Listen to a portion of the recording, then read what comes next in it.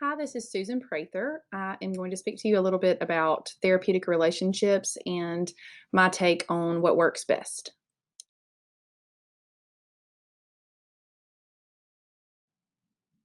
First, I'm going to speak to you about how I define empathy. Empathy is being impacted by the experiences of another. Empathy is considering a person's emotional state, being attuned and resonating with their emotional experience. Empathy is feeling with someone.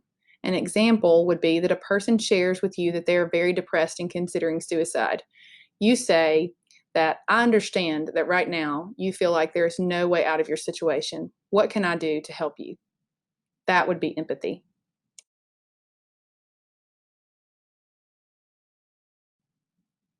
Sympathy, by contrast, is when you are sad that a person is having a particular emotion, but it does not affect you personally.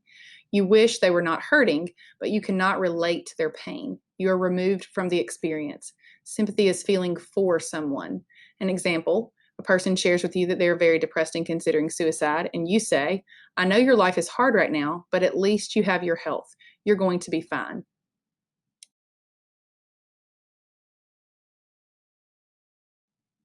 So, which is more therapeutic, empathy or sympathy? Personally, I believe that empathy is more therapeutic than sympathy because it allows the patient to feel like they are not alone in their struggles.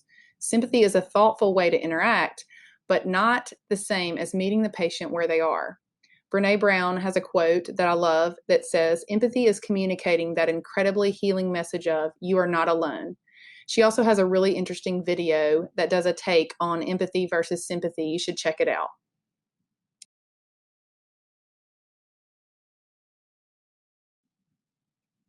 When a patient displays strong emotions, I feel the same emotion along with them. However, when the patient displays anger, I have a difficult time controlling my own emotions. So, this is the most difficult of emotions for me.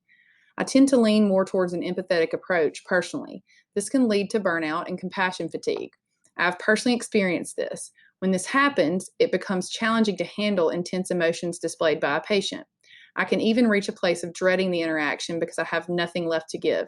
I have learned I can be empathetic with most patients without taking their burden with me. I have begun to offer to pray with patients, which has helped me leave the patient's burden in God's hands while still being empathetic with the patient.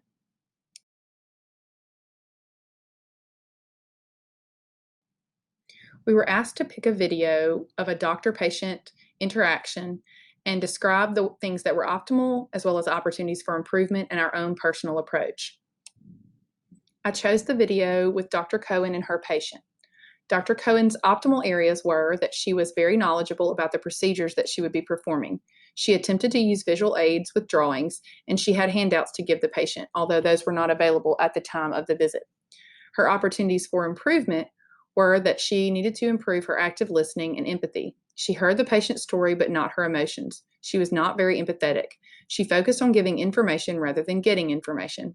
Her discussion of options was premature, given that the patient was already confused about her choices and needed clarification first. After the patient explained that she had two opinions and had come to her for clarification, Dr. Cohen's response was, And you're here, so you spoke to Dr. Peterson.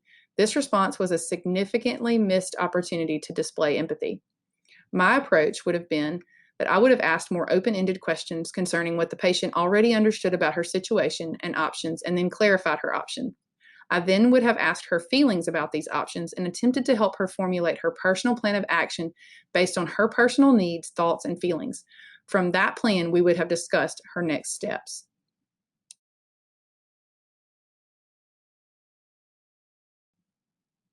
We were asked to practice open ended questions either at home or with our patients.